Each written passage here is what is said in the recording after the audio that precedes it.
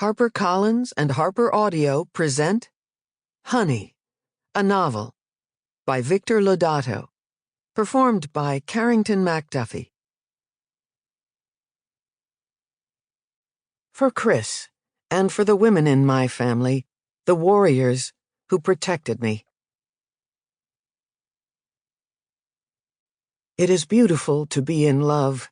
It is also beautiful to be alone. Osho. Bodies have their own light, which they consume to live. They burn. They are not lit from the outside. Egon Schiele.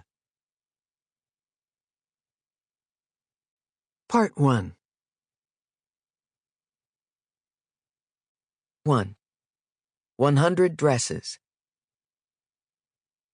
In the tub, Honey lifted a varnished toe, sunset peach, to turn on the tap.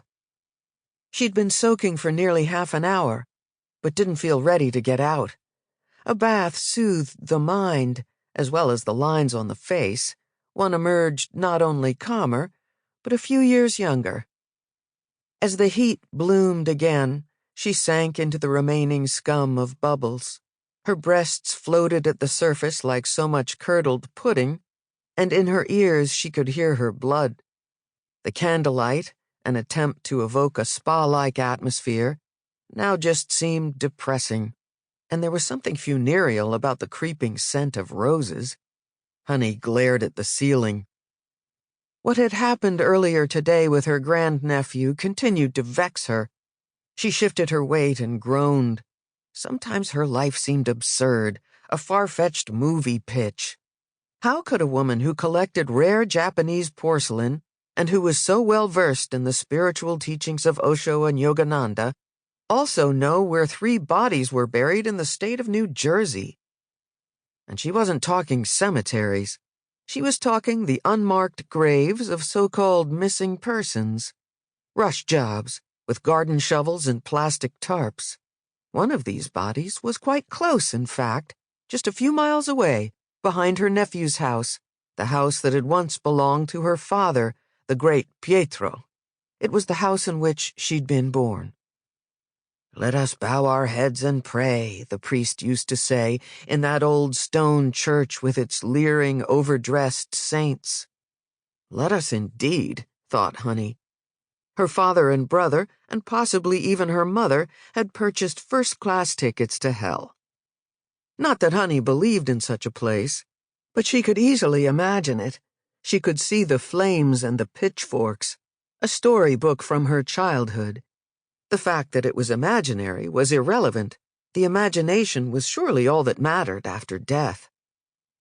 Despite these irksome thoughts, Honey scrubbed her elbows with the loofah, emulating a technique she'd once read Joan Crawford had used, counterclockwise, in fierce, determined circles. It was no doubt meant to be symbolic, a slap in the face of time. Honey approved.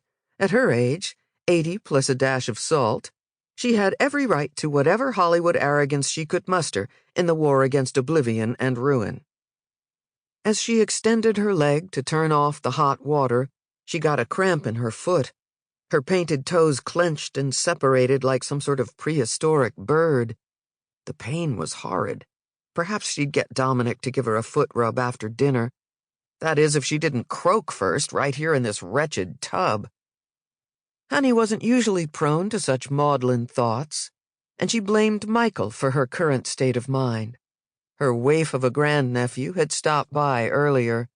He had to be in his mid-20s by now, but he still lived with his parents in that dreadful house. Honey barely knew the boy. She'd long been out of touch with her relatives. Even after moving back to New Jersey, she'd made no real effort to see them. Similarly, her grandnephew had come to visit only once before, when he'd been short on money. And why had he come today? Well, bingo. "I know you have it, Aunt Honey." He'd brandished his cunning dimples without shame. The kid was a looker, disarmingly pretty. "I'm family," he beseeched at one point, trying to bribe her Italian heart.